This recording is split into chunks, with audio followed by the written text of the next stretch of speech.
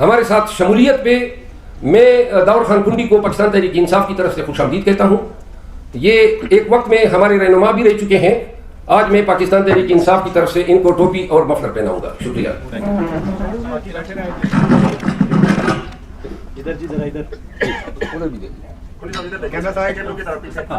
خان صاحب نے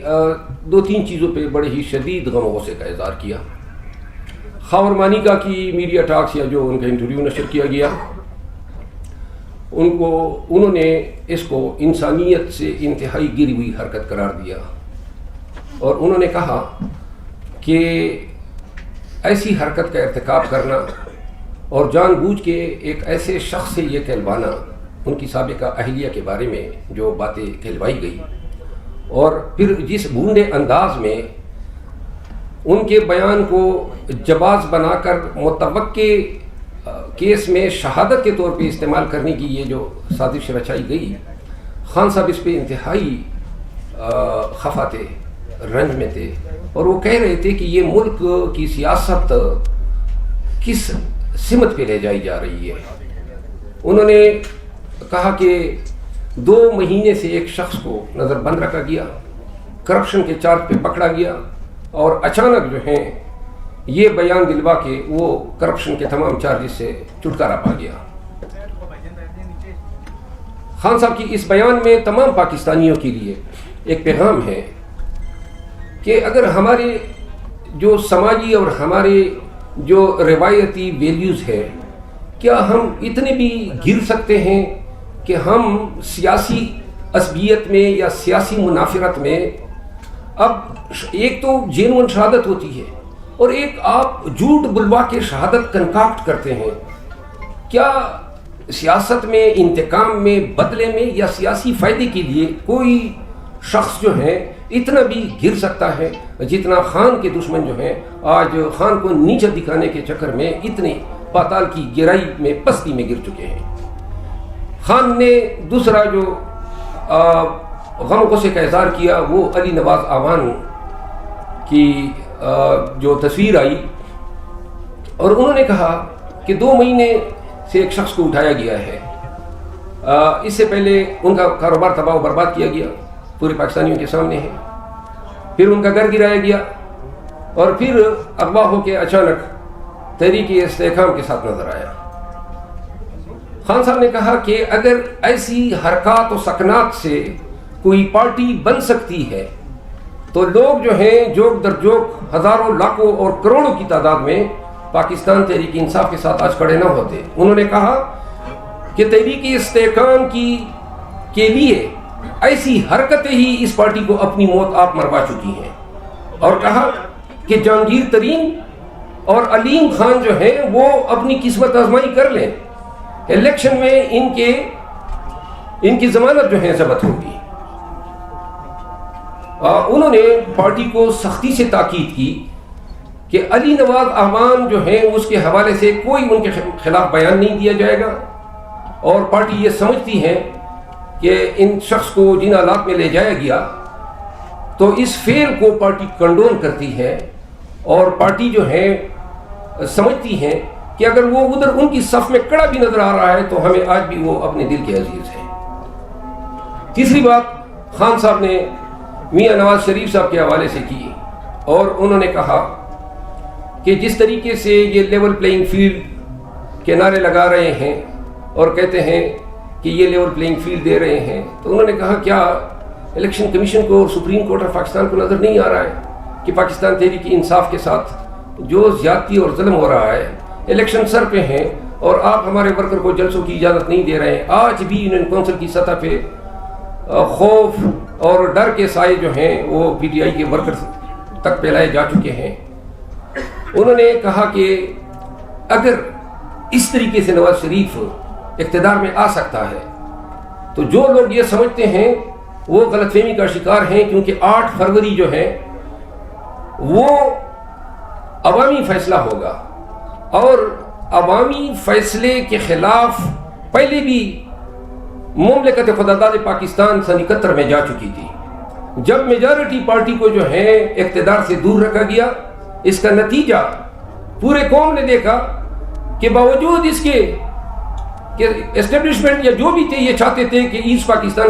کا حصہ رہے لیکن نہ کنٹرول کر سکے. تو لہذا اگر پاکستان کی موسٹ پاپولر پارٹی اور وائٹ فیڈرل پارٹی جس کے تمام صوبوں میں ووٹرز ہیں،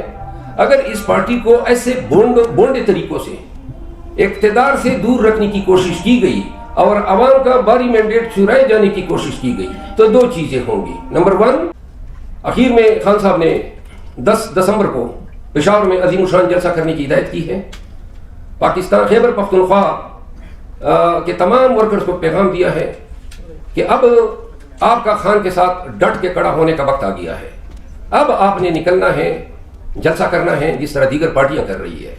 اور اس جلسہ کرنے میں اگر کوئی آپ کو روکے، کوئی آپ کو ٹھوکے، تب بھی آپ نے غیرت کا مظاہرہ کرتے ہوئے اس جلسہ گاہ میں پہنچنا ہے. اگر ہم کوشش کر رہے ہیں، آج بھی پشاور ہائی کورٹ نے کنٹمپٹ میں کے پی کے صوبائی حکام کو 2 ایام کا ٹائم دیا ہے. ہم نے یہ تمام کنونشن جو کرا رہے ہیں عدالت عالیہ پشاور ہائی کورٹ سے رجوع کیا، ان سے احکامات لیے. جس طرح میں نے پہلے بتایا کہ 4 سدہ کے پہلے کنونشن کو پہلے تالا لگا دیا گیا جہاں شادی حال میں تھا، پھر ہم ایک پرائیویٹ جگہ پہ شفٹ کر گئے، وہاں پہ انہوں نے کرسیاں اٹھا دی. جب ہماری تعداد 7-8 ہزار ہو گئی تو تب پولیس 300-400 تھی تو ہمیں وہ ڈسٹرب نہ کر سکی. تو لہٰذا پشاور جلسے کے حوالے سے اور کنونشن کے حوالے سے خان صاحب کا یہ پیغام ہے کہ جتنی باری جمعیت میں ہمارے ورکرز پاکستانی اور رول آف لا سے محبت کرنے والے لوگ آئیں گے اتنا ہی ان لوگوں کی آنکھیں کھلیں گی. ان کو اچھی طرح نظر آ رہا ہے کہ عوام پاکستان تحریک انصاف کے ساتھ ہیں، اور آج جو ہے تمام تر ظلم و زیادتی، وہ بتا رہے تھے کہ یہ جتنی ظلم و زیادتی ہو رہی ہے یہ ہمارا کمپین ہو رہا ہے، یہی ہمارا کمپین ہے، اور یہی لوگوں کی ہمدردیاں اور لوگوں کی نتائج جو ہیں، لوگوں کی ڈٹرمنیشن میں مومد و معاون ثابت ہو رہا ہے. داؤد خان کنڈی میرے پرانے دوست ہیں، وہ مجھے بتا رہے تھے کہ جب یہ میں نے دیکھا کہ یہ نون جس کے میں سینئر وائس پریزیڈنٹ تھا یہ کر کیا رہی ہے، کس طرح ووٹ کو عزت دو کا نعرہ لگانے والی پارٹی نے کس طرح ووٹ اور بنیادی حقوق اور انسانی حقوق اور جمہور اور دستور کے تمام قاعدوں کو کتنا بری طرح پامال کیا. تو یہ وہ لوگ ہیں اور اس کو قیمت دینی پڑی ہے. اچھی بلی عزب اقتدار کی پارٹی جو دعوے کر رہی ہیں کہ ہم حکمران بننے والے ہیں، ان کی پارٹی کا سینئر وائس پریزیڈنٹ کچھ ایام قبل اپنے قبیلے کو جمع کرتا ہے، اپنے سپورٹر کو جمع کرتا ہے اور ان کے ساتھ، کیونکہ انہوں نے بھی کہا تھا کہ ہم جابر اور ظالم کے ساتھ نہیں ہو سکتے ہیں، تو یہ فیصلہ کرتے ہیں کہ ہم تحریک انصاف میں شمولیت کرتے ہیں. حکام کو علم ہوتا ہے اور حکام کیا کرتے ہیں کہ اسی ایک ہفتے میں پہلے تو ان کا فلور مل گرا دیتے ہیں. اس کی ویڈیوز میرے پاس ہیں، ہم سب آپ کے ساتھ شیئر کریں گے. اے سی چلا جاتا ہے، بلڈوزر چلے جاتے ہیں اور ان کا فلور مل اس سزا میں کہ آپ پی ٹی آئی میں شامل نہ ہو. پھر اس کے بعد جناب علی ان کو دھمکی دی جاتی ہے کہ اینٹی کرپشن اور پولیس کے پرچے تیار ہیں. تو یہ ابھی راستے میں مجھ سے پوچھ رہے تھے کہ کہیں یہ مجھے 9 مئی کے کیسز میں تو نہیں ڈال سکتے ہیں. دیکھیں نا، اب 9 مئی مطلب یہ ہے کہ پرچے 9 مئی کے نام پہ تو ایک فراڈ ہے. کسی کے خلاف بھی پرچے کرنا چاہیں، جو بھی پی ٹی آئی کے نزدیک آئے گا اس کو قیمت چکانی پڑے گی. تو لہٰذا ان کے حوصلے کو، ان کی پورے کنڈی قبیلے کو میں خراج تحسین پیش کرتا ہوں. ایسے آڑے وقت میں آ کے انہوں نے ہمارا ساتھ دیا اور وہ بھی غیر مشروط ہمارے ساتھ شمولیت پہ. میں داؤد خان کنڈی کو پاکستان تحریک انصاف کی طرف سے خوش آمدید کہتا ہوں. یہ ایک وقت میں ہمارے رہنما بھی رہ چکے ہیں. آج میں پاکستان تحریک انصاف کی طرف سے ان کو ٹوپی اور مفلر پہناؤں گا. شکریہ.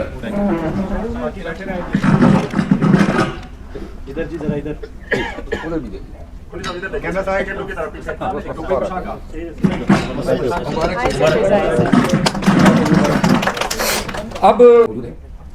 آج کی پریس کانفرنس جس طرح آپ کو واضح نظر آ رہا ہے کہ میرے بائیں سائڈ پہ داؤد کنڈی صاحب موجود ہیں. داؤد کنڈی صاحب جو ہیں پاکستان مسلم لیگ نون صوبہ سرحد کے خیبر پختونخوا کے سینئر وائس پریزیڈنٹ ہیں پاکستان مسلم لیگ نون کے. اور جس طرح میں نے پچھلے پریس کانفرنس میں آپ سب کو آگاہ کیا تھا کہ P D M, P M L N, Pakistan People Party, D Y, بہت سے پارٹیز کے جو لیڈرس ہیں وہ ملک کے ان حالات کو دیکھتے ہوئے اپنے ضمیر کے ہاتھوں مجبور ہو کر ایسے حالات میں پاکستان تحریک انصاف کو جوائن کر رہے ہیں، جبکہ ان سب کو علم ہے کہ پاکستان تحریک انصاف میں شمولیت اختیار کرنا مصیبت کو گلے لگانے کے مترادف ہے. اور داؤد خان کنڈی جو ہیں وہ تعارف کے محتاج نہیں ہے، ممبر نیشنل اسمبلی رہ چکے ہیں، ان کے والد صاحب منسٹر رہ چکے ہیں، ٹانگ کے